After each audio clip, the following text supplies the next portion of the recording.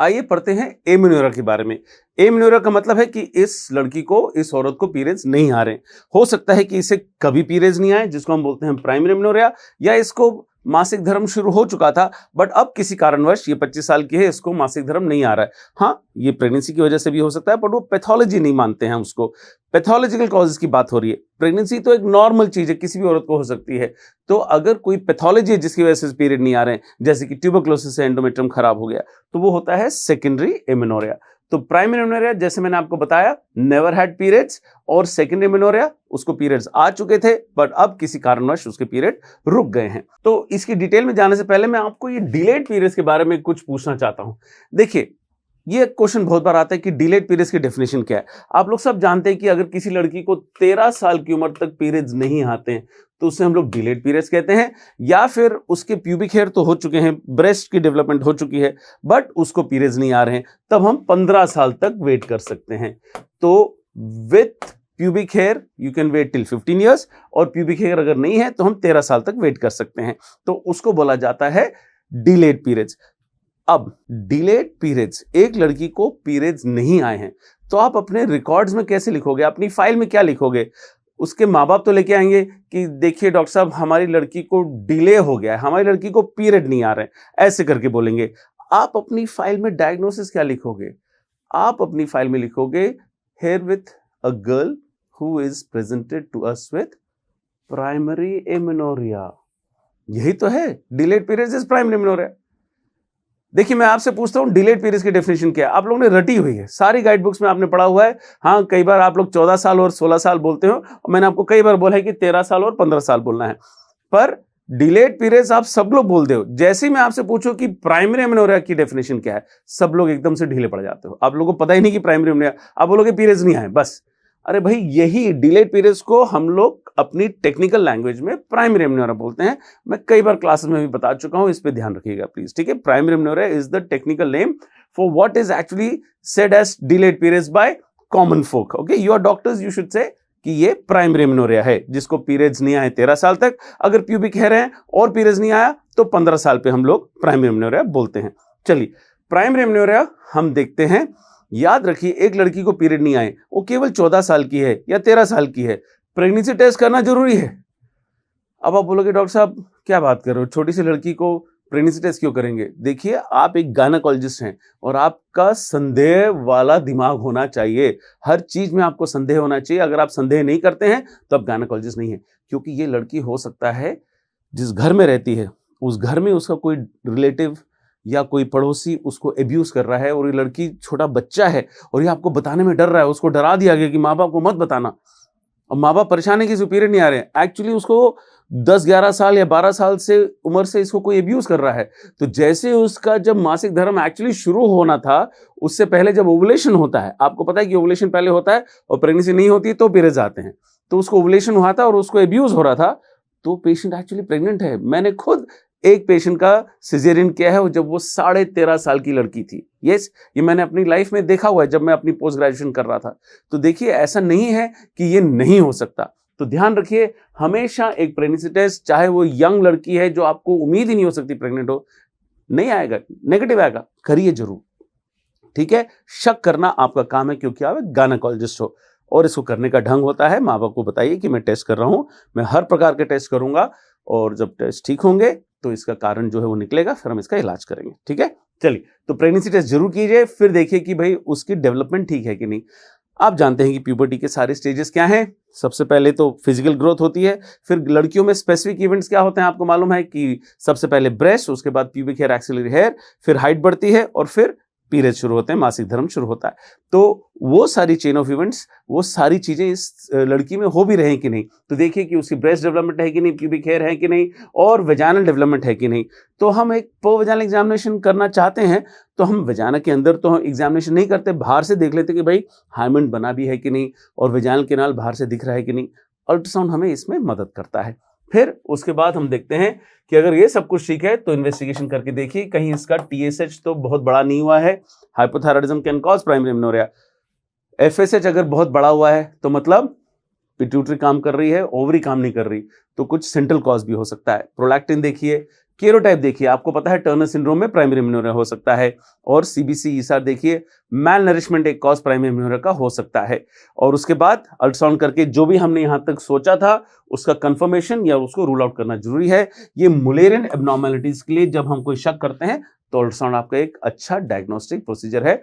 Best तो हमेशा imaging में होता है एमआरआई, अगर हम करना चाहें तो अल्ट्रासाउंड एक हमारा फर्स्ट इन्वेस्टिगेटिव प्रोसीजर है जो हम लोग मुलेरियन एब्नॉर्मेलिटीज और यूट्राइन एब्नॉर्मेलिटीज के लिए कर सकते हैं। फिर अब हम देखते हैं कारण क्या निकल सकते हैं। तो अगर एक लड़की को पीरियड्स नहीं आ रहे, प्राइमरी एमेनोरिया कभी नहीं आए मतलब, और सेकेंडरी सेक्सुअल कैरेक्टर्स हैं, उसको प्यूबिक हेयर और एक्सिलरी हेयर हैं, तो क्या हो सकता है? तो देखिए, इस पेशेंट का यूट्रस एब्सेंट हो सकता है। देखने में एक साधारण लड़की है, उसकी ब्रेस्ट ग्रोथ है, प्यूबिक हेयर है, और बात लड़कियों जैसी कर रही है, हाव भाव सब लड़कियों जैसे हैं, और आपने देखा कि लोकल एग्जामिनेशन में एक ब्लाइंड वजाना है। आप अल्ट्रासाउंड करके देखते हैं कि यूट्रस तो है ही नहीं, तो उससे आप लोग मुलेरियन एजेनेसिस कहते हैं, जिसको हम लोग मेयर रॉकिटांस्की कुस्ना हाउजर सिंड्रोम भी कहते हैं। तो ये कारण हो सकता है। या अगर यूट्रस प्रेजेंट है, अगर यूट्रस एब्सेंट है तब तो मुलेरियन एजेनेसिस।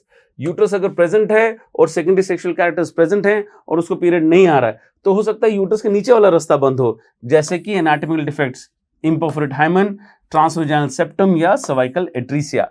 ये भी हो सकता है कि यूट्रस प्रेजेंट है, लड़की के सेकेंडरी सेक्सुअल कैरेक्टर्स हैं और रास्ता भी पूरा बना हुआ है, अब पीरियड्स क्यों नहीं आ रहे? हो सकता है कि इसका थायराइड बहुत ज्यादा या बहुत कम काम कर रहा हो, या LHNFSH इसका बहुत ज्यादा हो, क्योंकि गोनाड जो ओवरी है वो खराब है, तो पिट्यूटरी बहुत ज्यादा LHNFSH दे रहा है, तो उसका मतलब अगर ओवरी खराब है, बाकी सब चीजें होने की बावजूद भी उसको पीरियड्स नहीं आएंगे। या LHNFSH बहुत कम है, मैंने बताया था ना, न्यूट्रिशन स्टेटस की वजह से भी किसी लड़की को प्राइमरी एमेनोरिया हो सकता है।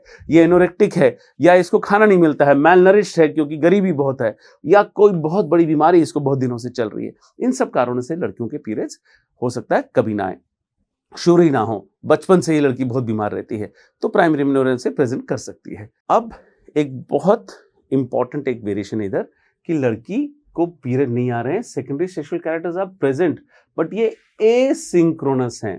कहने का मतलब कि भाई मैच नहीं कर रहा, मिल नहीं रहे।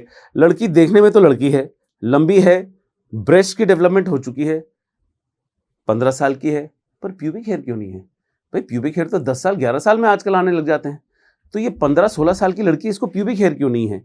क्योंकि ये लड़की है ही नहीं, ये लड़का है जिसको एंड्रोजन इंसेंसिटिविटी है, और एंड्रोजन इंसेंसिटिविटी में कभी भी प्यूबिक हेयर आएंगे ही नहीं। और एंड्रोजन इंसेंसिटिविटी में अगर एंड्रोजन्स काम नहीं कर रहे हैं तो एंड्रोजन कन्वर्ट हो जाते हैं ईस्ट्रोजन्स में, और ईस्ट्रोजन्स की वजह से इसको ब्रेस्ट ग्रोथ हो जाती है। तो ये एक्चुअली लड़का है जिसको टेस्टिकुलर फेमिनाइजेशन सिंड्रोम या फिर जिसे एंड्रोजन इंसेंसिटिविटी सिंड्रोम कहते हैं। देखने में आपको लगे ये लड़की है, माँ बाप सोचेंगे उसकी लड़की है, आपके पास लेके आएंगे, 15-16 साल की लड़की होगी, देखने में लड़की होगी, ब्रेस्ट होगी, हाइट होगी, काफी सारे प्यूबर्टी के चेंजेस हैं, बट प्यूबिक हेयर नहीं है। तो एसिंक्रोनस, मैच नहीं कर रहे प्यूबर्टी के चेंजेस, कुछ हैं और कुछ चीजें नहीं है, जैसे प्यूबिक हेयर नहीं है, तो इसलिए उसे बोलते हैं एंड्रोजन इंसेंसिटिविटी सिंड्रोम। याद रखिए, इंटरसेक्स का कोई भी चैप्टर, कभी भी कोई भी क्वेश्चन आपके एग्जाम में आता है तो हमेशा उसमें ये जरूर देंगे प्यूबिक हेयर प्रेजेंट और pubic hair absent. Pubic hair की बहुत इंपॉर्टेंस है। हमने प्यूबर्टी में बताया कि जो सेकंड इवेंट होता है लड़कियों का, कि after breast pubic hair present और एब्सेंट, और अगर प्यूबिक हेयर हैं तो एंड्रोजन काम कर रहे हैं, और प्यूबिक हेयर अगर नहीं है तो एंड्रोजन काम नहीं कर रहे हैं। तो ये एंड्रोजन्स के रिसेप्टर्स का डिफेक्ट आपको रूल आउट हमेशा करना होता है किसी को अगर इम्प्रॉपर प्यूबर्टी है या प्यूबर्टल डेवलपमेंट एब्सेंट है। हमेशा प्यूबिक हेयर प्रेजेंट और एब्सेंस हमेशा दिया जाता है इंटरसेक्स के चैप्टर्स में। तो ये पेशेंट अगर जिसको देखने में नॉर्मल लड़की लग रही है, उसके प्यूबिक हेयर एक्चुअली हेयर नहीं है बट ब्रेस्ट है और दूसरे इवेंट्स हैं, तो एसिंक्रोनस है, तो think of testicular feminization syndrome. चलिए, लड़की को पीरियड्स नहीं आ रहे हैं, सेकेंडरी सेक्सुअल कैरेक्टर्स बने ही नहीं हैं, तो हम कहते हैं 13 साल में ही प्राइमरी एमेनोरिया बोल देंगे, 15 का वेट नहीं करेंगे। तो ये क्या कारण हो सकते हैं? इसका LHNFSH बहुत कम है पिट्यूटरी से, वो हो सकता है फिजियोलॉजिकल, या कैलमैन सिंड्रोम क्लासिकल होता है जिसमें LHNFSH कम है, या सीएनएस ट्यूमर्स हो सकते हैं, या फिर हो सकता है कि LHNFSH बहुत हाई है। प्राइमरी ओवरिन फेलियर, गोनाडल डिजेनेसिस, मैंने आपको बताया था टर्नर सिंड्रोम में भी LHNFSH हाई होता है और प्राइमरी एमेनोरिया के साथ। मोस्ट कॉमन कॉज हमेशा आपको बताया है, most common cause of primary amenorrhea Turner syndrome होता है। फिर LHNFSH रिसेप्टर डिफेक्ट, और याद रखिए गैलेक्टोसीमिया की वजह से भी लड़की को पीरियड्स नहीं आते हैं, वो ओवरी का फंक्शन खराब करता है गैलेक्टोसीमिया। ठीक है, अब देखते हैं सेकेंडरी एमेनोरिया, मतलब इस लड़की को पीरियड्स पहले तो आ गए थे, लेट्स से 12 साल में आ गए थे, पर अब ये 25 साल की इसको पीरियड नहीं आ रहे। ऑब्वियसली पहले प्रेगनेंसी को रूल आउट कीजिए, क्योंकि प्रेगनेंसी तो एक फिजियोलॉजिकल कॉज है ना। देखिए physiological cause of secondary amenorrhea, ऐसे कोई पूछ रहे तो लिख लीजिएगा प्रेगनेंसी, बट आपसे कोई पूछे ना कि most common cause of secondary amenorrhea, pregnancy मत मार्क कीजिए। आपसे प्रेगनेंसी वैसे चॉइस में भी नहीं आएगा, आपकी गाइड बुक्स में जरूर दिया होता है चॉइस में। Secondary amenorrhea rule out pregnancy definitely, क्योंकि वो फिजियोलॉजिकल कॉज है। अगर प्रेगनेंसी है तो कोई पैथोलॉजी थोड़ा ना हुई। अब आपसे पूछा जा रहा है सेकेंडरी एमेनोरिया, आपको जो 4 चॉइसेस आएंगी उसमें प्रेगनेंसी कभी नहीं देंगे, क्योंकि आपसे पैथोलॉजी का क्वेश्चन पूछा जा रहा है। भाई आपसे ये नहीं पूछा जा रहा है कि भाई pregnancy is a cause of secondary amenorrhea, ये तो कोई छोटा बच्चा भी बता देगा। आप तो डॉक्टर हो भाई, आपसे ऐसा क्वेश्चन नहीं कोई पूछेगा कि most common cause of secondary amenorrhea is pregnancy. ओ भाई ये तो सबको पता है। आप पैथोलॉजी के कॉजेस दीजिए, भाई कौन सी बीमारी है जिसकी वजह से पीरियड नहीं आ रहे, तो प्रेगनेंसी कभी चॉइस में भी नहीं आएगा। तो बस निर्धारित है कि अगर उसको पीरियड नहीं आ रहे, प्रेगनेंसी रूल आउट कर लो, और अगर प्रेगनेंसी नहीं है तो कारण की लिस्ट अपने दिमाग में रखिए। तो क्या कारण हो सकते हैं, तो अगर उसे पीरियड 6-7 महीने से नहीं आ रहे हैं तो हम देखते हैं कि भाई हाइपोथायराइड या हाइपरथायराइड, या फिर हाइपरप्रोलैक्टिनीमिया तो नहीं है। फिर प्रोजेस्टेरॉन चैलेंज दीजिए, अगर वो टेस्ट ठीक है तो हम एक प्रोजेस्टेरॉन चैलेंज देते हैं, मतलब हम उम्मीद करते हैं कि चलिए पीरियड नहीं आ रहे हैं, हो सकता है कि ईस्ट्रोजन हो बट प्रोजेस्टेरॉन ना बन रहा हो, क्योंकि एनोवुलेशन में ऐसी स्थिति होती है। तो अगर ईस्ट्रोजन बन चुका है और मैं प्रोजेस्टेरॉन देता हूं 5 दिन के लिए, जैसे कि मेड्रॉक्सी प्रोजेस्टेरॉन हम 5 दिन के लिए देते हैं, तो अगर एंडोमेट्रियम ईस्ट्रोजन का एक्शन ले चुका है और प्रोजेस्टेरॉन नहीं है, तो मेरे प्रोजेस्टेरॉन से एंडोमेट्रियम सिक्रीटरी हो जाएगा, और जैसे ही मैं 5 दिन के बाद गोली स्टॉप करूंगा तो विड्रॉल होगा, 3-4 दिन में पीरियड आ जाएगा। तो क्लासिकल होता है ये एनोवुलेटरी कंडीशंस, जैसे कि पीसीओज में। तो प्रोजेस्टेरॉन चैलेंज टेस्ट से अगर उसको पीरियड्स आ जाते हैं तो हम कहते हैं ये केस पीसीओज का है। मोस्ट कॉमन कॉज ऑफ एनोवुलेशन मैंने आपको पढ़ाया है। फिर प्रोजेस्टेरॉन चैलेंज टेस्ट देने के बाद उसको पीरियड नहीं आते हैं, तो फिर इसका मतलब है कि ईस्ट्रोजन का एक्शन भी नहीं है, क्योंकि प्रोजेस्टेरॉन दूंगा और एंडोमेट्रियम सिक्रीटरी हो जाएगा तो पीरियड आएगा। बट अगर ईस्ट्रोजन ही नहीं था, मतलब एंडोमेट्रियम बना ही नहीं है, तो मेरे प्रोजेस्टेरॉन से सिक्रीशन नहीं होगा, तो फिर मुझे लगता है कि इस पेशेंट में ईस्ट्रोजन प्रोजेस्टेरॉन दोनों नहीं है, तो मैं इसको ईस्ट्रोजन प्रोजेस्टेरॉन दोनों की गोली देता हूं, और उसके बाद देखता हूं कि इसको पीरियड आ रहे हैं कि नहीं। ईस्ट्रोजन प्रोजेस्टेरॉन देता हूं और उसके बाद भी अगर पीरियड्स नहीं आते हैं तो मतलब इसका एंडोमेट्रियम खराब है। मैंने बाहर से ईस्ट्रोजन दिया, मैंने बाहर से प्रोजेस्टेरॉन दिया, तो एंडोमेट्रियम ग्रो करेगा, एंडोमेट्रियम सिक्रीटरी होगा और छोड़ने पे पीरियड आएगा। ये तो मैं किसी 70 साल की 60 साल की औरत को भी हाई डोज ईस्ट्रोजन प्रोजेस्टेरॉन दूं तो उसको भी 1-2 बूंद पीरियड आ जाएगा। पर अगर ये कोई 25 साल की औरत है और उसको पीरियड नहीं आ रहा मेरे ईस्ट्रोजन प्रोजेस्टेरॉन की वजह से, एंडोमेट्रियम खराब हो चुका है, जैसे कि एशरमैन सिंड्रोम में फाइब्रोसिस ऑफ द एंडोमेट्रियम हो जाता है। पर अब मैंने ईस्ट्रोजन प्रोजेस्टेरॉन दिया और उसको पीरियड आ गया, कहने का मतलब है कि ओवरी ईस्ट्रोजन प्रोजेस्टेरॉन नहीं बना रही है, मेरे ईस्ट्रोजन प्रोजेस्टेरॉन की देने की वजह से उसको पीरियड आ गया। तो मतलब अगर ओवरी ईस्ट्रोजन प्रोजेस्टेरॉन नहीं बना रही है, हो सकता है कि पिट्यूटरी में कुछ गड़बड़ है, हो सकता है हाइपोथैलेमस में कुछ गड़बड़ है। तो सेकेंडरी एमेनोरिया अगर हो रहा है और ईस्ट्रोजन प्रोजेस्टेरॉन की वजह से पीरियड आ रहा है तो LHNFSH देखिए, और LHNFSH अगर बहुत बढ़ गया है तो मतलब प्रीमेच्योर ओवरिन फेलियर। कई औरतों को ओवरिन फेलियर हो जाता है 25, 26, 30, 35 साल में हो जाता है, तो उसका कारण हो सकता है कि उसको कोई रेडिएशन इंजरी हुई हो, कोई केमिकल इंजरी हुई हो। तो देखिए ना, प्रीमेच्योर ओवरिन फेलियर, या अगर उसकी ओवरेक्टमी हो चुकी है और ओवरिन इंजरी है ड्यू टू रेडियोथेरेपी, कीमोथेरेपी। ये भी हो सकता है कि LHNFSH बहुत कम बन रहा है पिट्यूटरी से, तो पिट्यूटरी में कोई कारण हो सकता है, जैसे CNS ट्यूमर्स, क्रोनिक इलनेसेस और शीहान सिंड्रोम। ये आपको पता है कि सेकेंडरी एमेनोरिया का काफी कॉमन कारण है। आपको पता है पोस्टपार्टम पिट्यूटरी नेक्रोसिस, अगर किसी को बहुत PPH हो जाता है और उसमें ब्लड लॉस हो जाता है, तो ब्लड लॉस की वजह से पिट्यूटरी में हाइपोक्सिया हो जाएगा, और हाइपोक्सिया की वजह से पिट्यूटरी काम नहीं करेगी, LHNFSH कम हो जाएगा। तो less LHNFSH, think of Sheehan syndrome also, specially अगर उसकी डिलीवरी हो गई है और डिलीवरी के बाद उसे पीरियड नहीं आ रहे हैं। क्लासिकल प्रेजेंटेशन शीहान सिंड्रोम का होता है कि डिलीवरी के बाद वो बच्चे को ब्रेस्ट फीड नहीं कर पाती है। तो ये हमारे कारण है सेकेंडरी एमेनोरिया के। ज्यादातर सेकेंडरी एमेनोरेया के हमारे ये कारण निकलते हैं, जैसे कि प्रेगनेंसी होती है, वो आपको पता है कि फिजियोलॉजिकल कॉज है। अगर वो नहीं है तो आप ये सब देखिए, hypothyroidism, pituitary tumours, chronic illnesses, hyperprolactinemia, इनके बारे में ध्यान रखिए। या फिर देखिए empty sella syndrome, thyroid disorders, या फिर पीसीओएस, कंजेनिटल एड्रेनल हाइपोप्लेसिया, ये दोनों देखिए एक ही चीज नहीं है। मैंने बोला पीसीओएस या कंजेनिटल एड्रेनल हाइपोप्लेसिया, एंड्रोजन ज्यादा हो जाएंगे तब भी पीरियड्स नहीं आते हैं। और प्रीमेच्योर ओवेरियन इनसफिशिएंसी, जिसको हमने प्रीमेच्योर ओवेरियन फेलियर भी बोलते हैं, एक ही चीज है। या फिर कुशिंग सिंड्रोम से भी सेकेंडरी एमेनोरेया हो सकता है। तो ये हमारी लिस्ट है सेकेंडरी एमेनोरेया की, और ये हमारा एमेनोरेया का चैप्टर है। ये सारे कारण मैंने आपको बताए, अपने दिमाग में रखिए जब किसी स्त्री को पीरियड्स नहीं आते हैं। प्राइमरी और सेकेंडरी क्लासिफाई करना अपने दिमाग में एक अच्छी विधि है, जिससे कि हम जो ये कॉजेज हैं इनमें कंफ्यूज ना हो। ठीक है, और अब बात करेंगे पीसीओएस या पीसीओडी, जिसको स्टीन एंड लेवेंथाल ने 1930s के आसपास डिस्कवर किया था। ये बीमारी जो काफ़ी कॉमनली देखी जाती है लड़कियों में। आपको समझना पड़ेगा कि जितनी भी औरतें हैं उनमें से 15% औरतों को पीसीओएस होता है। मतलब हर छठी औरत, एवरी 6th गर्ल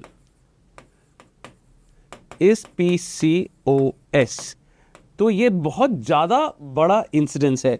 तो हमें याद रखना होगा कि most common endocrine disorder in the reproductive age, जो 12 से 50 साल की औरतें हैं, इनमें सबसे कॉमन एंडोक्राइन डिसऑर्डर है पीसीओएस, और सबसे कॉमन कारण हिर्सुटिज्म का है पीसीओएस।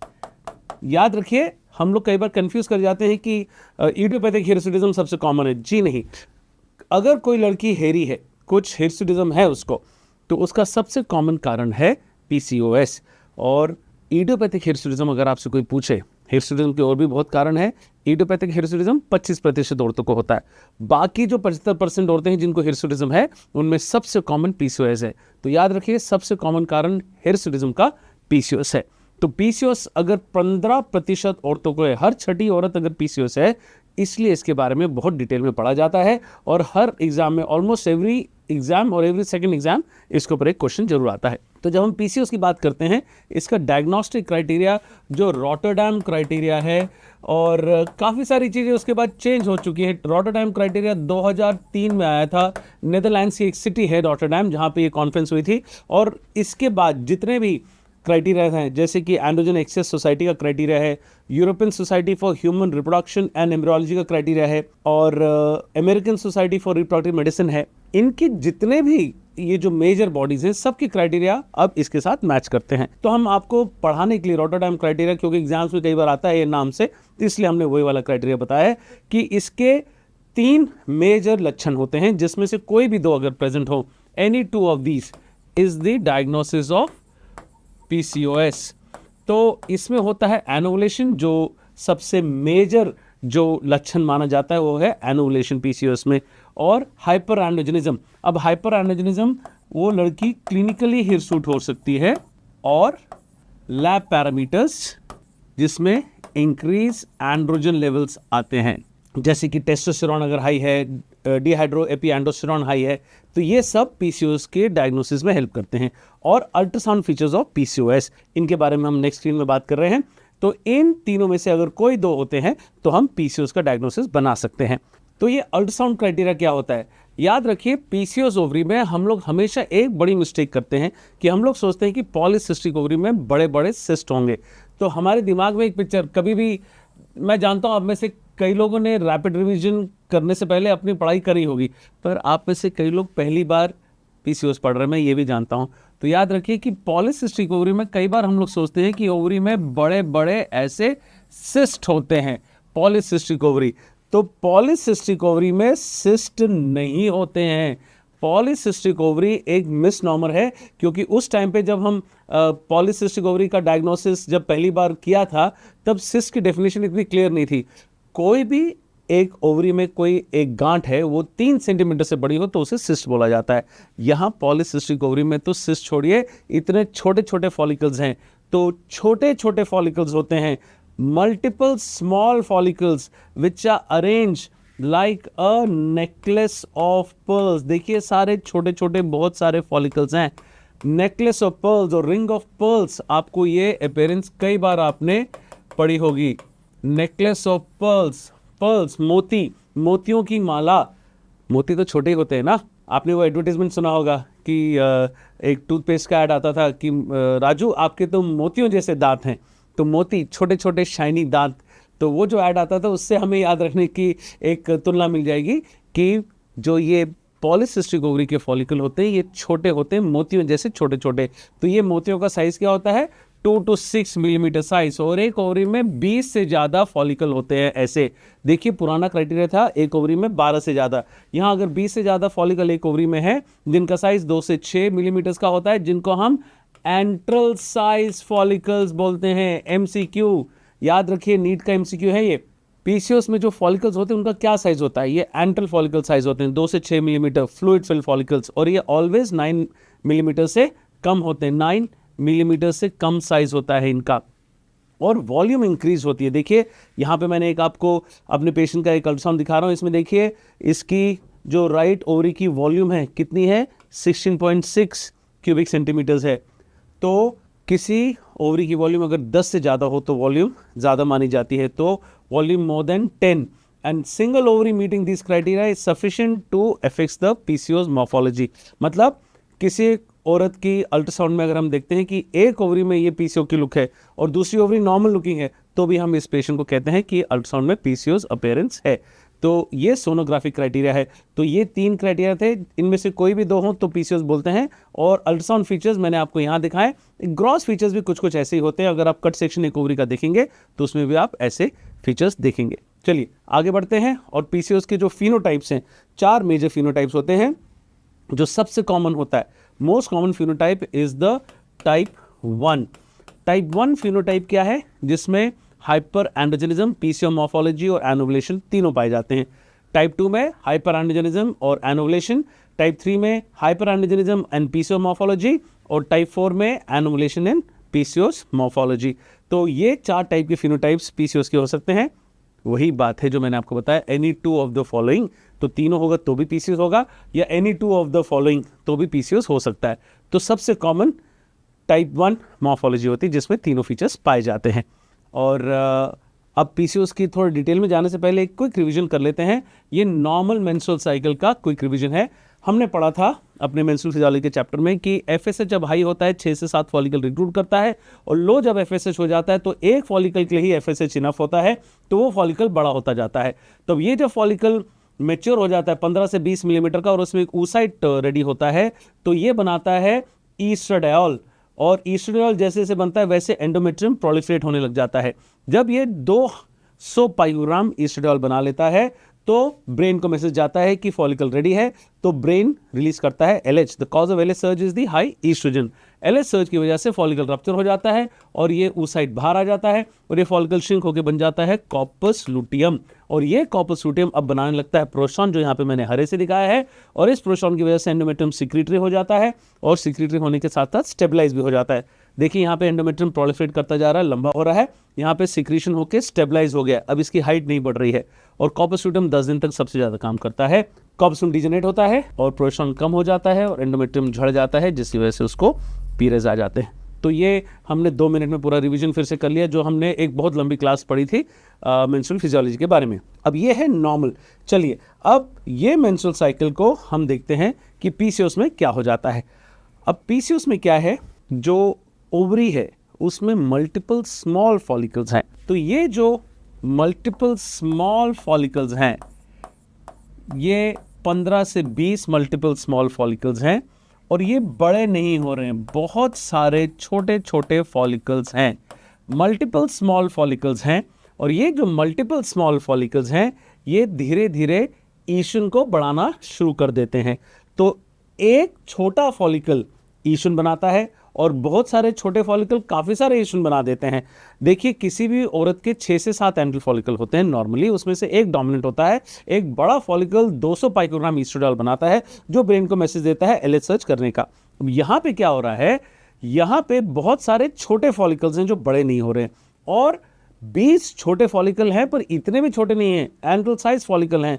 तो ये फॉलिकल ईस्ट्रोजन बनाना तो शुरू कर ही देते हैं, और ईस्ट्रोजन की वजह से जो एंडोमेट्रियम है, पहले ब्लीडिंग हो रही है, एंडोमेट्रियम तो प्रोलिफरेट होना शुरू भी कर देता है।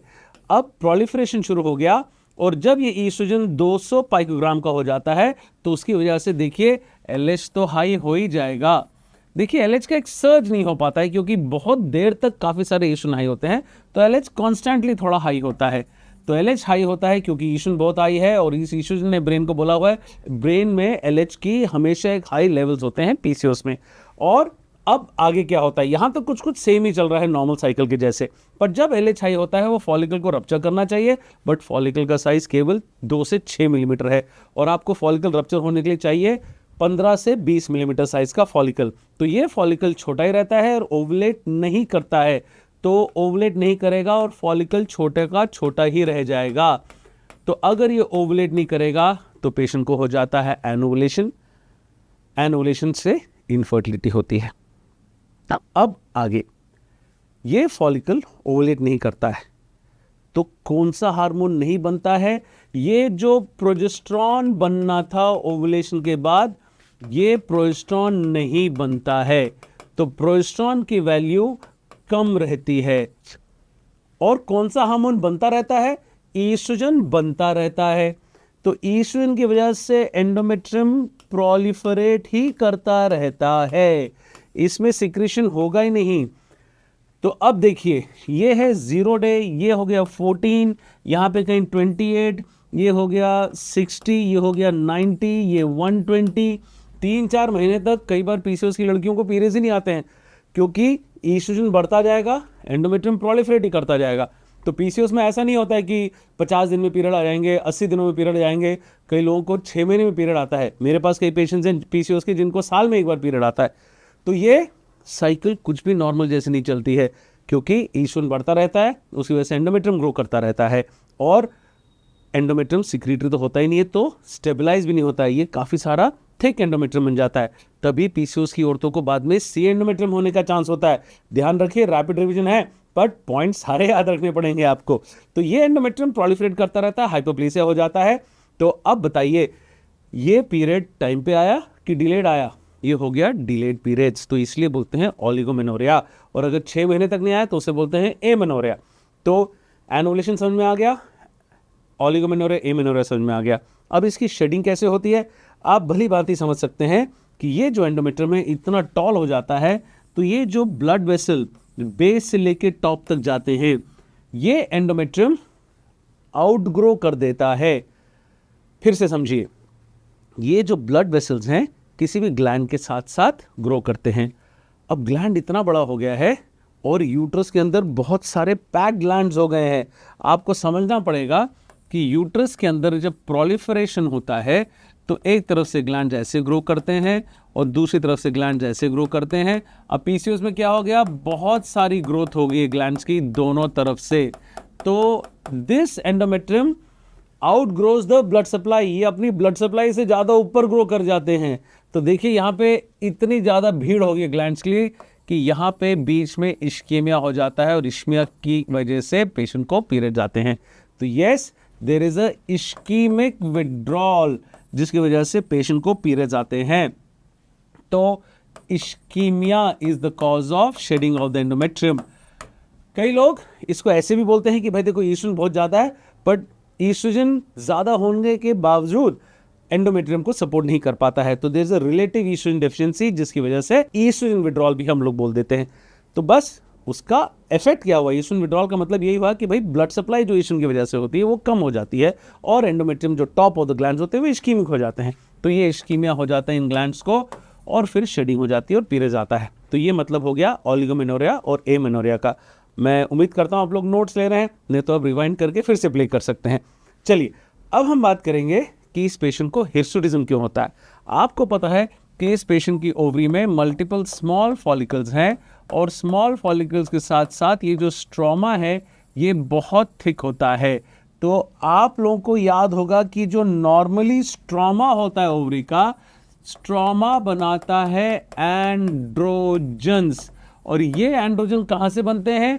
स्ट्रोमा से बनते हैं। किसके इन्फ्लुएंस में? LH के इन्फ्लुएंस से। और इस पेशेंट में LH कितना है? इस पेशेंट में एलएच बहुत ज़्यादा है। आप जानते हो कि एलएच बहुत ज़्यादा होगा इस पेशेंट में क्योंकि ईस्ट्रोजन बहुत जाता है।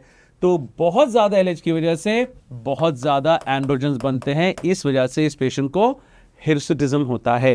तो एनोवुलेशन, इनफर्टिलिटी और डिलेड साइकिल्स आप लोग समझ गए, ओलिगोमेनोरिया, एमेनोरिया। और अब आप समझ गए कि एंड्रोजन्स हाई क्यों होते हैं, क्योंकि जो ओवरी का स्ट्रोमा होता है उसमें एंड्रोजन ज़्यादा होते हैं।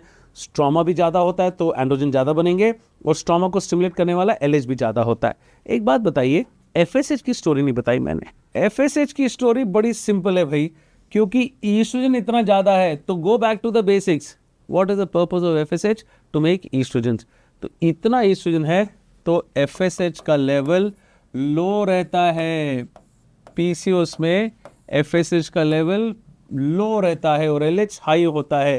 तो इसकी वजह से LH FSH ratio is more than 3:1 in PCOS. ये आप लोग पढ़ चुके हैं। तो अब हमें बायोकेमिकल चीज़ें भी समझ में आ रही हैं। तो मैं सब कुछ जो मैंने अभी आपको पढ़ाया वो सब लिखा हुआ भी आपको दिखाऊंगा। पर मुझे एक बात बताइए, अभी तक हमने क्या समझा? सबसे बड़ी बात पीसीओएस में होता है स्मॉल फॉलिकल। स्मॉल फॉलिकल अगर ग्रो नहीं करता तो एनोवुलेशन हो जाता है। एनोवुलेशन मतलब इनफर्टिलिटी, और एनोवुलेशन होगा तो कौन सा हार्मोन नहीं बनेगा? प्रोजेस्टेरॉन नहीं बनेगा। कौन सा हार्मोन बनता जाएगा? ईस्ट्रोजन, जिसकी वजह से हाइपर प्रोलिफरेशन होगा। और ये प्रोलिफरेटेड एंडोमेट्रियम कैसे गिरेगा? शेडिंग होगी इश्कीमिया की वजह से, और पीरियड आएगा डिलेड और इरेगुलर। और अगर पेशेंट ओवुलेट नहीं करेगा तो कौन सा हार्मोन नहीं बनेगा? प्रोजेस्टेरॉन नहीं बनेगा। पर कौन सा हार्मोन बनता रहेगा? ईस्ट्रोजन बनता रहेगा। तो ईस्ट्रोजन हाई रहेगा तो वो एलएच को हाई करेगा ब्रेन से, और प्रोजेस्टेरॉन बिल्कुल नहीं बनेगा तो एलएच को फीडबैक नहीं मिलेगा। आपको पता है कि एलएच का पर्पस क्या है? To make progesterones. तो प्रोजेस्टेरॉन तो है नहीं, तो एलएच को फीडबैक मिल नहीं रहा है, तो एलएच हाई रहेगा और एफएसएच लो रहेगा। और ये हाई एलएच स्ट्रोमा पे एक्ट करके हिर्सुटिज्म करता है, क्योंकि एंड्रोजन का प्रोडक्शन बढ़ जाता है। तो सारा मैंने आपको रिवीजन कर दिया, ये सब मैं लिख के बताऊंगा। पर मुझे ये बताइए कि ये सारी जितने भी महाभारत मैंने समझाई पीसीओएस के बारे में, इसका मेन मूल मंत्र क्या है? किस वजह से होता है? याद रखिए, ये सब है because of something called small follicles.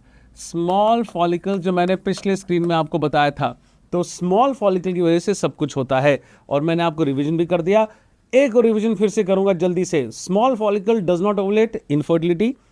एनोवुलेटेड cycles are irregular. अगर ओवुलेशन नहीं होगा तो कौन सा हार्मोन नहीं बनेगा? प्रोजेस्टेरॉन। प्रोजेस्टेरॉन नहीं बनेगा तो किसको फीडबैक नहीं जाएगा? एलएच को। और एलएच अगर हाई होगा वो स्ट्रोमा पे एक्ट करेगा, और स्ट्रोमा पे एक्ट करके एंड्रोजन बढ़ाएगा, जिससे हिर्सुटिज्म होता है। तो जल्दी से हमने आपको पीसीओएस का पूरा जिस्ट बता दिया। याद रखिए उसका मूल मंत्र क्या है? Small follicle. अब मुझे बताइए फॉलिकल स्मॉल क्यों है? सब कुछ समझ में आ गया पीसीओएस का क्यों? क्योंकि स्मॉल फॉलिकल है। ये फॉलिकल स्मॉल क्यों है? तो याद रखिए, फॉलिकल को ग्रो करने के लिए एनर्जी चाहिए होती है ओवरी में। तो हर चीज को काम करने के लिए एनर्जी चाहिए हमारी बॉडी में। फॉलिकल को ग्रो करने के लिए भी एटीपी चाहिए। आरएनए मीडिएटेड डीएनए सिंथेसिस करके फॉलिकल की ग्रोथ होनी चाहिए। प्रोटीन है ना भाई, फॉलिकल भी तो एक प्रोटीन है, तो उसे ग्रो करने के लिए आरएनए मीडिएटेड डीएनए सिंथेसिस के लिए एटीपी चाहिए। तो वो एटीपी कहां से आता है? आपको पता है, ग्लूकोज ब्रेकडाउन से। पर ओवेरियन रिसेप्टर पे, पीसीओएस में ओवेरियन रिसेप्टर पे होता है इंसुलिन रेजिस्टेंस। तो ये स्मॉल फॉलिकल का कारण है insulin resistance on the ovarian receptor. तो इसका मतलब क्या होता है? आप जानते हैं कि ओवरी में मल्टीपल स्मॉल फॉलिकल्स हैं। इन स्मॉल फॉलिकल्स को ग्रो करना है, स्ट्रोमा थिक है, और ब्लड सप्लाई से आपको पता है ग्लूकोज आता है। पर ये ग्लूकोज जो मान लीजिए ओवरियन आर्टरी मैंने ऐसे बनाई, तो ओवरियन रिसेप्टर पे है इंसुलिन रेजिस्टेंस। तो इंसुलिन रेजिस्टेंस की वजह से क्या होता है? ये जो ग्लूकोज जा रहा है ओवरी में बहुत कम जाता है। ग्लूकोज कम जाएगा तो फॉलिकल को एनर्जी कम मिलेगी ग्रो करने के लिए, तो फॉलिकल छोटा रह जाता है। तो lesser available glucose in the ovarian follicle, so lesser follicular growth, and lesser follicular growth की वजह से होता है स्मॉल फॉलिकल। और आपको पता है कि स्मॉल फॉलिकल की वजह से पूरा पीसीओएस का सिंड्रोम होता है। तो insulin resistance is the cause of this small follicle. Insulin resistance की वजह से पेशेंट को एकैंथोसिस नाइग्रिकैंस भी होता है। एकैंथोसिस नाइग्रिकैंस मतलब वो जो गर्दन पे या एक्जिला में या क्यूबिटल फोसा में जो काले काले लाइंस हो जाती है ना, dark shiny velvety, dark shiny velvety crural deposits, crural मतलब फ्लेक्सुरल एरियाज, आर्मपिट्स या cubital fossa, nap of the neck, groin, इनमें डार्क डार्क लाइंस बन जाती हैं, उसे बोलते हैं एकेंथोसिस नाइग्रिकेंस। वो भी देखा जाता है इंसुलिन रेजिस्टेंस की वजह से। तो अब देखते हैं कि ये सारा पीसीओएस क्यों होता है, स्मॉल फॉलिकल की वजह से। फॉलिकल स्मॉल क्यों होता है, बिकॉज ऑफ इंसुलिन रेजिस्टेंस। तो अब पूरा सिंड्रोम हम रिवाइज कर सकते हैं। एनुलेशन की वजह से इनफर्टिलिटी, ओलिगोमेनोरिया, एमेनोरिया, हाइपरएंड्रोजनिज्म की वजह से हिर्सुटिज्म एंड इंसुलिन रेजिस्टेंस जो ओबेसिटी के साथ रिलेटेड होता है। तो मैंने आपको 8 चीज़ें बताई जिनमें 2-2 चीज़ें करके कोरिलेशन मैंने बताया है आपको। और लैब पैरामीटर्स में आपको पता है कि अगर इंसुलिन रेजिस्टेंस होगी तो सीरम इंसुलिन जो फास्टिंग लेवल ऑफ फास्टिंग लिख देते हैं यहाँ पे, फास्टिंग सीरम इंसुलिन लेवल्स बड़े होते हैं। ऑलराइट, तो उसकी वजह से जो फास्टिंग इंसुलिन लेवल बढ़ जाता है, तो याद रखिए जो fasting glucose to fasting insulin ratio अगर ये लेस देन 4.5 हो जाता है, then that is diagnostic of PCOS। तो बाकी लैब पैरामीटर्स और क्या है, LH-FH रेशियो मैंने बताया आपको कि LH बहुत हाई हो जाता है और FSH लो रहता है, बिकॉज ऑफ ईस्ट्रोजन हाई रहता है तो FSH को बंद रखता है। तो LH-FH ratio is increase more than 3:1 is classical PCOS diagnosis. और हाई टेस्टोस्टेरोन होता है, तो ये जो टेस्टोस्टेरोन हाई होता है, ये टेस्टोस्टेरोन नॉर्मली भी सेक्स हार्मोन बाइंडिंग ग्लोबुलिन से बाउंड होता है। लीवर बनाता है एक प्रोटीन जो एंड्रोजन्स को, ईस्ट्रोजन्स को बाइंड करता है। तो सेक्स हार्मोन बाइंडिंग ग्लोबुलिन एक लिमिटेड क्षमता से बनता है लिवर में। अब ये जो SHBG है, हाई एंड्रोजन्स को बाइंड कर देता है, पर एंड्रोजन तो और भी बनने वाले हैं PCO से, तो इसमें एंड्रोजन बहुत ज़्यादा बन जाते हैं। अब SHBG इतना है नहीं कि वो एंड्रोजन्स को और बाइंड करे, तो इसका मतलब होता है increase free androgens. So testosterone is exceptionally increase and SHBG reduced, मतलब इतना नहीं है कि वो एक्सेस एंड्रोजन को बाइंड कर पाए। तो इसका क्या रिजल्ट होता है, there is increase free androgens, और इंक्रीज फ्री एंड्रोजन्स की वजह से उसको हिर्सुटिज्म होता है। तो ये है हमारे लैब पैरामीटर्स, ये हमारे क्लिनिकल पैरामीटर्स। मैंने आपको, चाहे मान लीजिए रैपिड रिवीजन है, पर इसमें भी आपको थोड़ा सा डिटेल में पढ़ा है ताकि हम क्विकली PCOS को रिवाइज कर लें। तो PCOS अगर किसी को होता है तो वो होता है इंसुलिन रेजिस्टेंस की वजह से। अब इंसुलिन रेजिस्टेंस क्यों होती है, इसके बहुत सारे कारण हैं। पॉलीजेनिक इनहेरिटेंस है, जेनेटिक हो सकता है, फैमिलियल हो सकता है, इन्वायरमेंटल हो सकता है। और PCOS का एक और कारण है कि there is over expression of the 17 hydroxylase enzyme. तो आपको पता है ये स्टेरॉइडोजेनेसिस का, मैं थोड़ा साइड हो जाता हूँ, ये प्लीज़ अगर आपने अभी तक नहीं पढ़ा है तो इसको प्लीज़ पढ़ लीजिए और इसको प्लीज़ रट लीजिए। ये आपके बहुत सारे सब्जेक्ट्स में इसका इंपॉर्टेंस है। तो ये जो एड्रिनल स्टेरॉइडोजेनेसिस है, इसमें आप देखिए, और ओवरिन में भी जो स्टेरॉइडोजेनेसिस है, इसमें जो 17 हाइड्रोक्सिलेज है, इसका ओवर एक्सप्रेशन हो जाता है। तो जब इसका ओवर एक्सप्रेशन होगा तो इसकी वजह से ये वाली सीरीज जो है, जो एंड्रोजन्स की सीरीज है, इसका ज़्यादा प्रोडक्शन हो जाता है, जिसकी वजह से हाइपरएंड्रोजनिज्म होता है और हिर्सुटिज्म होता है। चलिए, तो PCOS में और भी क्या क्या देखा जाता है। मैंने आपको बताया था कि PCOS में एकेंथोसिस नाइग्रिकेंस होता है, तो हाइपर एंड्रोजनिज्म, इंसुलिन रेजिस्टेंस और एकेंथोसिस नाइग्रिकेंस। एक तो ये हेरान सिंड्रोम देखा जाता है PCOS में। एक और सिंड्रोम है जो PCOS के साथ अगर हो तो प्रॉब्लम हो सकती है, मेटाबॉलिक सिंड्रोम। तो इसको बोला जाता है मेटाबॉलिक सिंड्रोम या syndrome X, metabolic syndrome X भी बोला जाता है। तो इसमें क्या होता है, वेस्ट अगर 35 इंच से ज़्यादा हो, ट्राइग्लिसराइड 150 से ज़्यादा, और हाई डेंसिटी लाइपोप्रोटीन्स 50 से कम, blood pressure more than 130/85, fasting glucose अगर 110 और 126 के बीच में अभी से है, और अगर इसका GTT हाई आ रहा है 2 घंटे के बाद वाली वैल्यूज़ 140 से 199 के बीच में है, तो ये सारे पेशेंट्स का फ्रैंक, अभी डायबिटीज़ अगर नहीं भी आ रही है तब भी आप याद रखिए, इस पेशेंट में अगर ये सारी चीज़ें हैं या फिर इनमें से कोई भी 3 या ज़्यादा चीज़ें हैं, तो इस पेशेंट को लाइफ में कोरोनरी आर्टरी डिजीज का रिस्क बढ़ता है। तो metabolic syndrome plus PCOS, metabolic syndrome plus PCOS, later in life more risk of CAD। और मैंने जैसे आपको बताया था, later in life in patient with PCOS they can be more endometrial hyperplasia, CA endometrium, CA ovary, ये सब भी ज़्यादा होने का चांस होता है PCOS पेशेंट्स में। और डायबिटीज़ तो वैसे ही ज़्यादा चांस है, क्योंकि पेशेंट को इंसुलिन रेजिस्टेंस अभी होता है। देखिए, मैंने ये बिल्कुल नहीं कहा कि अगर किसी लड़की को डायबिटीज़ होगी उसे पीसीओएस हो जाएगा, बिल्कुल नहीं कहा। मैंने कहा किसी को पीसीओएस एक 17-18 साल की लड़की को क्यों है, क्योंकि उसको ओवरी में इंसुलिन रेजिस्टेंस है, पूरी बॉडी में अभी इंसुलिन रेजिस्टेंस नहीं है। ये जरूर है कि जिसको अभी पीसीओएस है उससे बाद में जाके 35, 40, 45 साल की उम्र में इसको डायबिटीज़ होने का रिस्क बढ़ता है। ठीक है, चलिए, तो ट्रीटमेंट क्या है? First line treatment of PCOS always is the lifestyle modification. Lifestyle modification का मतलब क्या होता है? Reduce weight and diet and exercises. तो ये जो लॉस ऑफ वेट है, अगर पेशेंट 5 से 10% अपना वेट लूज कर लेती है तो उसी से 30% औरतें ओवुलेट कर जाती हैं। थोड़ा आगे और पढ़ेंगे। तो first line treatment in PCOS is always lifestyle management. Specific management पे आते हैं। अगर किसी को इरेगुलर साइकिल्स हैं तो साइकिल्स को रेगुलर करने के लिए 2 ऑप्शंस हैं। एक तो COCPs दे सकते हैं, 21 डेज वाला जो रेजिम होता है वो बेस्ट है। 21 दिन देंगे, स्टॉप करेंगे, 28वें दिन पे पीरियड आ जाएगा तो साइकिल्स रेगुलर हो जाएंगी। पर मैंने आपको COCP में पढ़ाया है कि ये आर्टिफिशियल साइकिल्स हैं, नेचुरल साइकिल्स नहीं हैं। ठीक है, तो जब तक आप ये OCPs देंगे तब तक साइकिल्स रेगुलर होती हैं। जैसे आप पेशेंट्स की ये टैबलेट छोड़ देते हैं तो उसकी साइकिल्स फिर से इरेगुलर हो जाती हैं। ये मत बोलिएगा कि 6 महीने COCPs दे दीजिए और उसके बाद उसकी साइकिल्स हमेशा के लिए रेगुलर हो जाएंगी। जी नहीं, जब तक COCPs देंगे तब तक एक आर्टिफिशियल साइकिल दे रहे हैं आप उसको। पीसीओएस का चैप्टर पढ़ने से पहले COCPs का चैप्टर जरूर पढ़िएगा, तभी इधर आइएगा। ठीक है, तो COCPs देके रेगुलर साइकिल्स हो सकती हैं जब तक आप COCPs देते हैं। पीसीओएस रहने वाला है जब तक इसके पीरियड्स हैं। 45 साल या 50 साल तक जब भी पीरियड्स आएंगे उसको पीसीओएस की ही साइकिल्स होंगी। तो याद रखिए, पीसीओएस का कोई परमानेंट इलाज नहीं होता है। पीसीओएस के सिम्टम्स का हम इलाज करते हैं। कोई ऐसी एक गोली नहीं है जिससे पीसीओएस के सारी बीमारियां ठीक हो जाती हैं और हमेशा उसको पेशेंट को सारी प्रॉब्लम्स ठीक हो जाने वाली हैं। उसके जो प्रेजेंटेशन है, जो प्रॉब्लम्स है, उसका ख्याल रखिए। अब जैसे कोई 17 साल की लड़की है, उससे क्या प्रॉब्लम है? उससे रेगुलर साइकिल्स चाहिए। कोई अगर 25 साल की औरत है जिसकी शादी हो गई, उसको मेन प्रॉब्लम क्या है? उसको मेन प्रॉब्लम है कि उसको प्रेगनेंसी चाहिए।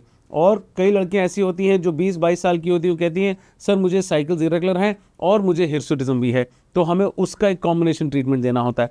तो हर पेशेंट के लिए स्पेसिफिक ट्रीटमेंट देना होता है पीसीओएस के लिए। कोई एक गोली नहीं है जिससे सारी बीमारी पीसीओएस की ठीक होने वाली है।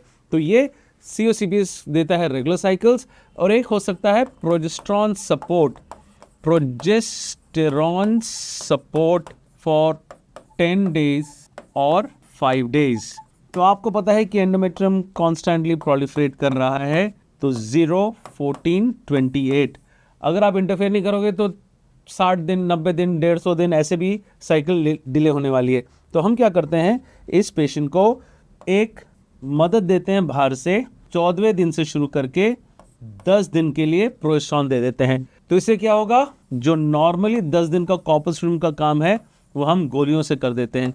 ये सारी की सारी एंडोमेट्रियम की जितने भी ग्लैंड्स हैं, ये सारे के सारे ग्लैंड्स हमारी गोली की वजह से सिक्रीटरी हो जाएंगे। और 10 दिन के बाद जब मैं टैबलेट को स्टॉप करूंगा, इसको शेडिंग ऑफ द एंडोमेट्रियम हो जाएगा, पीरियड्स आ जाएंगे। या फिर हम ऐसा भी कर सकते हैं कि केवल 5 दिन के लिए ये सपोर्ट दे दें। सिर्फ आखिरी के 5 दिनों के लिए हम सिर्फ ये जो 20वें दिन से लेकर 25वें दिन तक हम प्रोजेस्टेरॉन देते हैं, सिर्फ 5 दिन के लिए। तो 5 दिन के लिए भी अगर हम देंगे तो ये एंडोमेट्रियम सिक्रीटरी हो जाएगा, और स्टॉप करेंगे तो उसको पीरियड्स आ जाएंगे। तो progesterone support in the later half of the month, जैसे कि किसी भी औरत को later half of the month में प्रोजेस्टेरॉन होता है, पीसीओएस में प्रोजेस्टेरॉन नहीं होता है, तो उसको मदद करने के लिए हम बाहर से प्रोजेस्टेरॉन दे सकते हैं और उसके पीरियड्स रेगुलर कर सकते हैं। फिर आता है एनोवुलेशन का ट्रीटमेंट। अब एनोवुलेशन का जो ट्रीटमेंट है, पहले मैंने आपको बताया एक चीज़ था weight loss, 5% to 10% weight loss. इसकी वजह से 30% women, 30% PCOS women will ovulate. या फिर हम दे सकते हैं मेटफॉर्मिन। मेटफॉर्मिन का क्या रोल है? मेटफॉर्मिन इज अ इंसुलिन सेंसिटाइजर, तो इसकी वजह से 30% ओवुलेशन देखा जाता है। तो ये 2 तरीके हैं ओवुलेशन इंड्यूस करने का। पर ये मत बोलिए कि metformin is the first line treatment of PCOS. जब किसी पीसीओएस पेशेंट्स को रेगुलर ड्रग से असर नहीं आता तब मेटफॉर्मिन का सोचा जाता है। फर्स्ट लाइन ऑफ मैनेजमेंट नहीं है। First line is weight loss, and weight loss से पेशेंट ओवुलेट कर जाते हैं। नहीं तो जो हमारे ड्रग्स हैं अब हम उनके बारे में पढ़ने वाले हैं। मेटफॉर्मिन भी एक ड्रग है जो ओवुलेशन में हेल्प करता है, but not the drug of choice, not the first line management, याद रखिए। चलिए अब हम बात कर रहे हैं दूसरे ड्रग्स की। हम ड्रग्स फॉर ओवुलेशन इंडक्शन पढ़ रहे हैं, एनुलेशन की ट्रीटमेंट की बात हो रही है। अब मैं आपको वही मेंस्ट्रुअल साइकिल का चैप्टर फिर से पढ़ाना चाहता हूं कि हाइपोथैलेमस से जब जीएनआरएच पिट्यूटरी पे एक्ट करता है तो उसमें एफएसएच आके फॉलिकल को ग्रो करता है और ईस्ट्रोजन बनता है। अब यहाँ पे क्या है, मल्टीपल स्मॉल फॉलिकल्स हैं, तो ईस्ट्रोजन तो बन रहा है पर फॉलिकल मैच्योर नहीं है। अभी हाई ईस्ट्रोजन ने एंडोमेट्रियम में प्रोलिफरेशन तो कर दिया और इस ईस्ट्रोजन ने ब्रेन को फीडबैक दे दिया, positive feedback for the LH but negative feedback for the FSH. तो एफएसएच कम हो जाता है पीसीओएस में और एलएच हाई होता है। अब ये जो हाई एलएच है ये तो आ रहा है पर ये ओवुलेशन नहीं कर पाएगा, क्यों? क्योंकि फॉलिकल छोटा है। तो ये पीसीओएस की साइकिल है जो मैंने आपको पहले भी बताई, क्योंकि फॉलिकल छोटा है तो ओवुलेशन नहीं होता है, तो प्रोजेस्टेरोन नहीं बनता है और सीक्रेशन नहीं होता है। तो ये पीसीओएस की साइकिल मैंने आपको बताई। अब इसको हम ऑल्टर कैसे कर सकते हैं? इसमें यहाँ पे हम एक रोड ब्लॉक लगा देते हैं। ये जो ईस्ट्रोजन का मैसेज ब्रेन में जा रहा है, यहाँ पे एक रोड ब्लॉक लगा दो। मैंने आपको बहुत बार पढ़ाया है कि purpose of FSH coming from the brain is to make estrogen. तो ब्रेन से पिट्यूटरी को स्टिमुलेशन आया, स्टिमुलस से बना एफएसएच और एफएसएच फॉलिकल पे एक्ट करके एंड्रोजन को कन्वर्ट करता है ईस्ट्रोजन में और ईस्ट्रोजन बढ़ता है बॉडी में। पर यहाँ पे इस ईस्ट्रोजन के फीडबैक को हम लोग ब्लॉक कर देते हैं क्लॉम्फेन सिट्रेट से। तो ये है hypothalamic estrogen receptor blocker. Hypothalamic estrogen receptor blocker है क्लॉम्फेन सिट्रेट। तो इससे क्या होगा, हाइपोथैलेमस को पता चलेगा कि भाई बॉडी में तो ईस्ट्रोजन ही नहीं है, तो ब्रेन पिट्यूटरी का स्टिमुलस बढ़ा के एफएसएच को बढ़ाता है और इसकी वजह से एक फॉलिकल ग्रो करके या दो फॉलिकल ग्रो करके ओवुलेट कर जाते हैं। तो ये है 80% सक्सेसफुल, 80% पेशेंट ओवुलेट कर जाते हैं। और अगर पेशेंट को प्रेगनेंसी चाहिए तो 40% पेशेंट्स को प्रेगनेंसी भी हो जाती है। इसकी डोज क्लॉम्फेन सिट्रेट की 50 से लेके 150 तक, हम लोग तो 250 तक भी देते हैं, पर आपके एग्जाम में लिखने के लिए 150 मिलीग्राम पर डे हम लोग गोली देते हैं। सेकेंड डे से लेके 6 डे ऑफ द पीरियड, 5 दिन की गोली दी जाती है, क्योंकि शुरुआती के दिनों में ही हमें एफएसएच हाई चाहिए फॉलिकल की ग्रोथ के लिए। तो second day to the 6th day हम देते हैं और इसकी वजह से पेशेंट को ट्विंस का चांस होता है। लगभग 8 से लेके 10% तक के ट्विंस होते हैं और इसका साइड इफेक्ट होता है हेडेक और इसका साइड इफेक्ट है फ्लशिंग और विजुअल स्कोटोमास। तो ये जो क्लॉम्फेन सिट्रेट है ये एक बड़ा अच्छा ड्रग है, बहुत वेल ट्राइड ड्रग है और पहले इसे ड्रग ऑफ चॉइस भी बोला जाता था फॉर ओवुलेशन इंडक्शन। आगे बढ़ते हैं और देखते हैं एक और ड्रग जो ओवुलेशन इंडक्शन की ही बात चल रही है। तो हमने देखा ये पूरा साइकिल पीसीओएस का मैंने आपको समझाया और मैंने बताया कि ईस्ट्रोजन बहुत हाई होता है और हाई ईस्ट्रोजन की वजह से ब्रेन में मैसेज जाता है तो एफएसएच तो लो होता है, इसलिए फॉलिकल स्टिमुलेटिंग हार्मोन नहीं होता है तो फॉलिकल ग्रो नहीं करता है।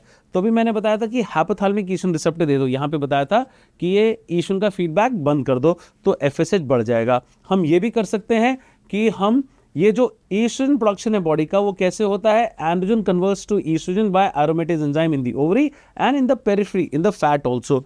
तो इस एंड्रोस्टेनोन का जो ईस्ट्रोल में कन्वर्शन है ये aromatase enzyme in the periphery and the ovary, इसको हम लोग इनहिबिट कर देते हैं by letrozole aromatase inhibitor. Aromatase inhibitor की वजह से ये जो ईस्ट्रोडियोल है ये कम हो जाता है, तो ब्रेन को मैसेज जाता है कि भाई ईस्ट्रोडियोल कम हो गया है, तो ब्रेन फिर से एफएसएच बढ़ा देता है और एफएसएच बढ़ जाएगा तो ओवुलेशन हो जाएगा। तो इसमें लेट्रोजोल में ट्विंस का चांस 3% होता है और इसमें मच लेसर एनॉमलीज होते हैं versus clomiphene citrate and better endometrium होता है। Endometrium is much better in letrozole. क्या प्रॉब्लम है? क्लॉम्फेन सिट्रेट की प्रॉब्लम है, it is a selective estrogen receptor modulator. तो ये एंडोमेट्रियम में एंटी ईस्ट्रोजन एक्शन दे सकता है, इसमें एंटी ईस्ट्रोजन एक्शन हो सकता है ऑन एंडोमेट्रियम। तो एंडोमेट्रियम में एंटी ईस्ट्रोजेनिक एक्शन की वजह से एंडोमेट्रियम पतला रहता है, तो इसलिए प्रेगनेंसी रेट्स थोड़े कम होते हैं। पर ये जो क्लॉम्फेन सिट्रेट का जो एक्शन है, जो एंटी ईस्ट्रोजेनिक एक्शन है, देखिए क्लॉम्फेन सिट्रेट अगर आप फार्माकोलॉजी में पढ़ेंगे आपको बताया जाएगा इसमें एन क्लॉम्फेन एंड जू क्लॉम्फेन का रेसिमिक मिक्सचर होता है, तो oestrogenic and anti oestrogenic action होता है इस क्लॉम्फेन सिट्रेट का। तो ये जो एंटी ईस्ट्रोनिक एक्शन है एंडोमेट्रियम में, इसकी वजह से एंडोमेट्रियम खराब होता है और कई बार प्रेगनेंसी रेट कम होता है क्लोम्फेन सिट्रेट में। तो ओवुलेशन 80% हो जाता है बट प्रेगनेंसी रेट केवल 40% होता है।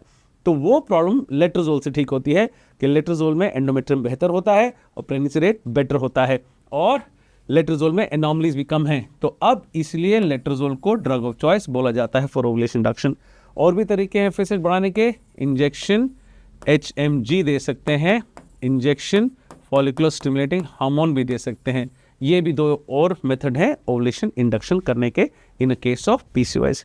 और तीसरी प्रॉब्लम क्या है PCOS में? हिर्सुटिज्म है। तो spironolactone is the first line drug, we can give this 50 to 10 milligrams per day और ट्वाइस डेली डोज पे हम लोग देते हैं। और इसका साइड इफेक्ट मेटोरेजिया होता है, इंटरमेंस्ट्रुअल स्पॉटिंग। और सिप्रोटेरॉन एस्टेट भी दे सकते हैं। आपको पता है सिप्रोटेरॉन एस्टेट एक प्रोजेस्टेरॉन है, एक progesterone with anti androgen action. इसे याद रखिए, इसका यूज अभी आने वाला है थोड़ी देर में। तो सिप्रोटेरॉन एस्टेट और स्पैनोलैक्टोन हिर्सुटिज्म का ख्याल रख सकते हैं। और अगर कुछ भी काम नहीं करता है तो हम करते हैं सर्जिकल ट्रीटमेंट ऑफ PCOS। इसको हम बोलते हैं लैप्रोस्कोपिक ओवेरियन ड्रिलिंग। क्या होता है कि कई बार जो ओवरी का जो स्ट्रोमा होता है, देखिए ये मल्टीपल स्मॉल फॉलिकल्स हैं, ये मल्टीपल स्मॉल फॉलिकल्स हैं, इसमें थिक स्ट्रोमा है और इस थिक स्ट्रोमा की वजह से इतने हाई एंड्रोजन होते हैं कि ये फॉलिकल्स का लोकल एंड्रोजन का जो एक्शन है बहुत ज़्यादा हो जाता है। इन फॉलिकल्स के ऊपर, मेरा कहने का मतलब है कि जो लोकल हाई एंड्रोजन होते हैं इस फॉलिकल्स को हार्ड बनाते हैं।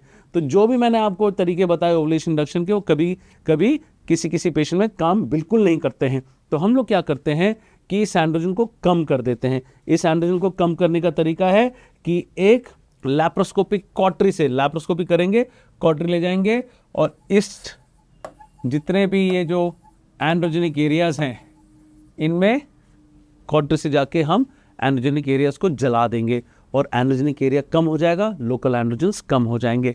तो देखिए मैं वही कर रहा हूँ यहाँ पे। इस ओवरी में हम लोग ये लैप्रोस्कोपिक कॉटरी डाल के स्ट्रोमा को बर्न कर रहे हैं। देखिए फॉलिकल्स को बर्न करने से कोई फायदा नहीं होने वाला है। ये जो स्ट्रोमा है ये एंड्रोजेनिक स्ट्रोमा है और उस एंड्रोजेनिक स्ट्रोमा को कम करने के लिए हम लोग करते हैं लैप्रोस्कोपिक ओवेरियन ड्रिलिंग।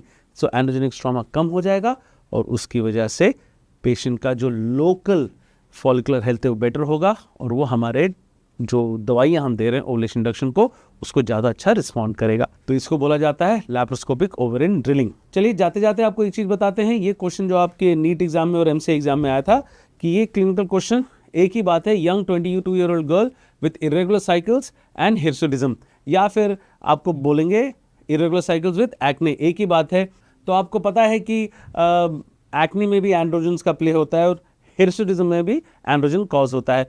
तो इन दोनों क्वेश्चन आ सकते हैं, दोनों का आंसर एक ही है कि हमें देखना है इरेगुलर साइकिल्स का और हाइपर एंड्रोजन का मैनेजमेंट। तो इरेगुलर साइकिल्स ट्रीट करने के लिए हम लोग दे देते हैं ईस्ट्रोजन्स जो करेगा प्रोलिफरेशन, और फिर हम दे सकते हैं प्रोजेस्टेरॉन जो करेगा सिक्रीशंस, फिर हम देंगे एंटी एंड्रोजन एक्शन। पर ध्यान दीजिए हम यहाँ दे रहे हैं सिप्रोटेरॉन एसीटेट, ये करेगा सिक्रीशन, क्योंकि मैंने अभी आपको थोड़ी देर पहले बताया था कि प्रोजेस्टेरॉन जैसा होता है। मैंने बताया था कि cyproterone acetate is a progesterone with a anti androgen action. तो ये सिप्रोटेरॉन सिक्रीशन भी करेगा और साथ में एंटी एंड्रोजन एक्शन भी देगा। तो ये बहुत अच्छा कॉम्बिनेशन है ईस्ट्रोजन और सिप्रोटेरॉन एस्टेट का, क्योंकि ईस्ट्रोजन करेगा प्रोलिफरेशन और सिप्रोटेरॉन एस्टेट दो काम करेगा, सिक्रीशन का और एंटी एंड्रोजन एक्शन का। सिमिलरली आजकल एक और ड्रग आया हुआ है ईस्ट्रोजन एंड प्रोजेस्टेरॉन का कॉम्बिनेशन, ईस्ट्रोजन करेगा प्रोलिफरेशन, और एक और नया ड्रग है 4th जनरेशन ड्रग ड्रॉसपाइरिनोन, ये भी एक प्रोजेस्टेरॉन है विद एंटी एंड्रोजन एक्शन। तो ये करेगा सिक्रीशन और एंटी एंड्रोजन एक्शन। तो देखिए ये क्वेश्चन का आंसर इनमें से कोई एक चॉइस आएगा। मोस्टली ये ईस्ट्रोजन जो एथिनाइल एस्ट्राडियोल होता है जनरली और ड्रॉसपैरिनोन, इसका कॉम्बिनेशन आपको पूछा जाएगा।